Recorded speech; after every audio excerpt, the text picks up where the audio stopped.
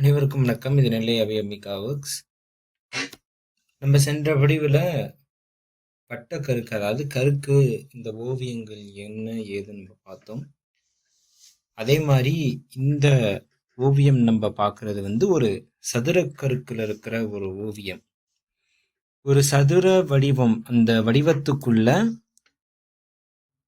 அந்த இலைகள், அந்த கொடி வகைகள், அதோடைய தண்டு, அதோடைய அந்த சின்ன பிஞ்சு இலை இருந்து எல்லாமே அந்த கற்பனையா அந்த வளைவு சுழிவோட இருக்கக்கூடியது தான் கருக்குன்னு நம்ம பார்த்தோம். இந்த சதுரத்துக்குள்ள அந்த கருக்கணிகளை ரொம்ப அழகா எந்த அளவுக்கு நம்ம அமைக்கிறோம், அது பார்க்க எப்படி இருக்கிறதுனா இந்த ஓவியத்துல பார்க்குறோம்.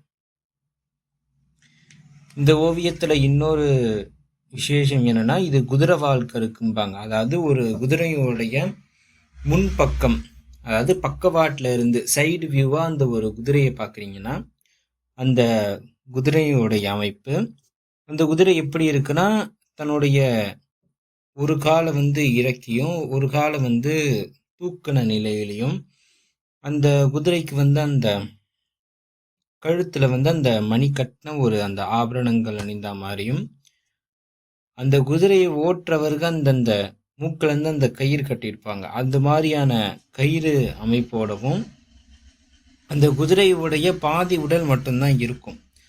அந்த பாதி உடலுக்கு மேலே அந்த கருக்கணிகள், அதாவது குதிரையோடைய முடி ரொம்ப நீளமாக இருக்கும், அந்த வளைவாக இருக்கும், சுருள் முடி மாதிரி இருக்கும். அப்போ அந்த சுருளே ஒரு கருக்கணியாக இருந்தால் எப்படி இருக்குங்கிற ஒரு கற்பனை வடிவிலான ஓவியம் தான் இப்போ நம்ம பார்த்துக்கிட்டு இருக்கோம்.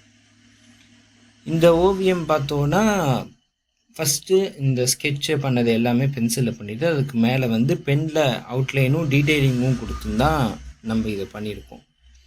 இதுவும் ஒரு கோயில், பழங்கால கோயிலில் ஒரு கல் தூணில் இருக்கிற அந்த தூணுடைய ஒரு சதுர வடிவு இருக்கும். அந்த சதுர வடிவை ஃபில் பண்ணுற, அதாவது அந்த தூண்கள் மொட்டையாக இருக்கக்கூடாது, அப்படியே பிளெயினாக இல்லாமல் அதுலேயும் பலவிதமான அங்கங்கள் வரும்.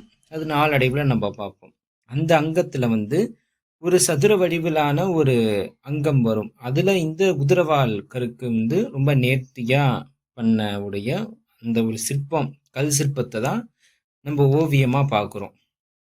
ஏன் ஓவியம் ரொம்ப பிரதானம்னா, நீங்கள் ஒரு 3Dக்கு நீங்கள் எடுத்துகிட்டு வரணும்னா ஃபஸ்ட்டு உங்களுக்கு லைன் டிராயிங் 2Dயில் நீங்கள் போட்டால் தான் நீங்கள் அது 3D ஃபார்முக்கு கொண்டு வர முடியும். அதனால தான் ஸ்கெட்சு ரொம்ப முக்கியம். நீங்கள் வரைஞ்சி பழகினாலோ இல்லை நீங்கள் அது லைன்ஸில் அந்த வடிவத்தை கொண்டு வந்தால் தான் நீங்கள் கல்லுலேயோ இல்லை மெட்டல் இல்லை மரத்துலேயோ இல்லை கிளேலேயோ கொண்டு போக சொல்ல அதோடைய 3D லைன்ஸ் எங்கே டெப்த், எங்கே பள்ளம் வரணும், எங்கே மேடு வரணும், எந்த இடத்துல நம்ம அந்த கருக்குகள் அதோட கோடுகளுடைய இணைவுகள் வரும், அதெல்லாம் எங்கே வருங்கிற ஒரு புரிதலுக்காகவும் ஒரு அழகியலுக்காகவும் தான் இந்த வகையிலான ஓவியங்களும் இதோட சிற்ப அமைப்புமே நம்ம பார்க்குறோம்.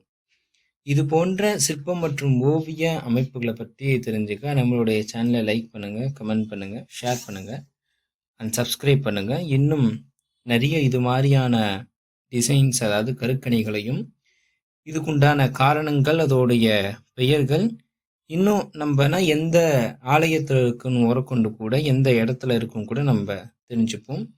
அதனால் சப்ஸ்கிரைப் பண்ணுங்கள். சப்ஸ்கிரைப் பண்ணிவிட்டு பார்க்குறவங்களுக்கு ரொம்ப உதவிகரமாக இருக்கும் எங்களுக்கு. நன்றி.